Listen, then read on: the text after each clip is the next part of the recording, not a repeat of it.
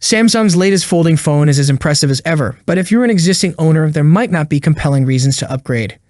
After using my Galaxy Z Fold 5 for 2 weeks, the refinement in the hinges feel stands out. Unfolding the device reveals Samsung's years of dedication to perfecting the tactile experience.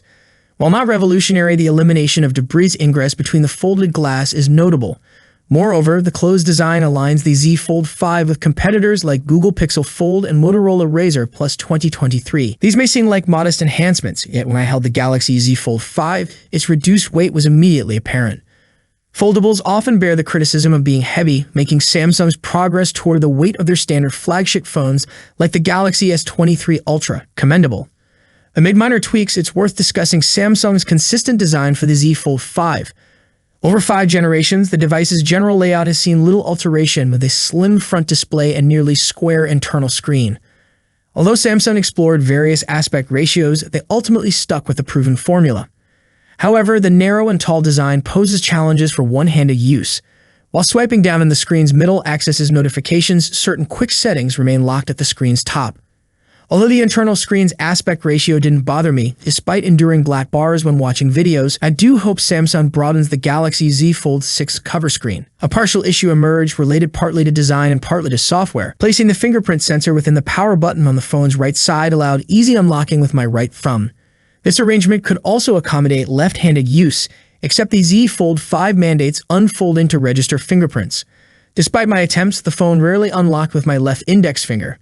The angle of fingerprint registration when fully unfolded seemingly clashed with closed usage. While acknowledging potential limitations on incorporating an in-display fingerprint sensor on both screens, it doesn't curb my desire for a rear fingerprint sensor or true biometric facial recognition akin to Apple's Face ID. Critiquing the screen's no significant flaws surface.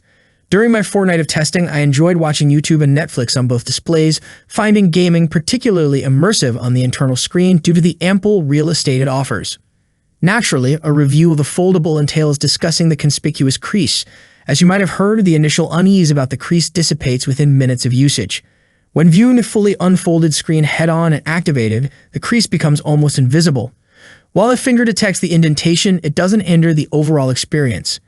However, be prepared for observers to comment on the crease's presence when looking from the side, where it's more noticeable. Whether favorably or unfavorably, Samsung continues refining One UI, their customized Android 13 skin.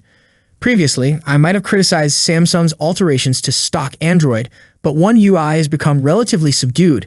Though duplicate apps and extensive settings menus persist, they haven't gone overboard. Samsung's software adeptly accommodates foldable devices, a benefit from their experience with 5 generations of Galaxy Z Folds. Multitasking is a strong suit of the Z Fold 5. Unfolded, it handles up to 4 apps seamlessly. While I didn't commonly utilize this feature, there were instances of running 3 apps simultaneously. The Galaxy Z Fold 5 is powered by Qualcomm's top-tier Snapdragon 8 Gen 2 mobile platform for Galaxy, coupled with 12 GB of RAM. This pairing creates a potent smartphone capable of handling any task with ease. While I didn't test DeX, Samsung's desktop mode, I assumed the Z Fold 5 would function well as a portable computer. The challenge with multiple screens, particularly a 7.6-inch display, lies in the power consumption. Initially concerned about battery life, my worries abated after the first day of usage. On an average day, my activities included scrolling through social media, reading news, texting, and occasional video watching.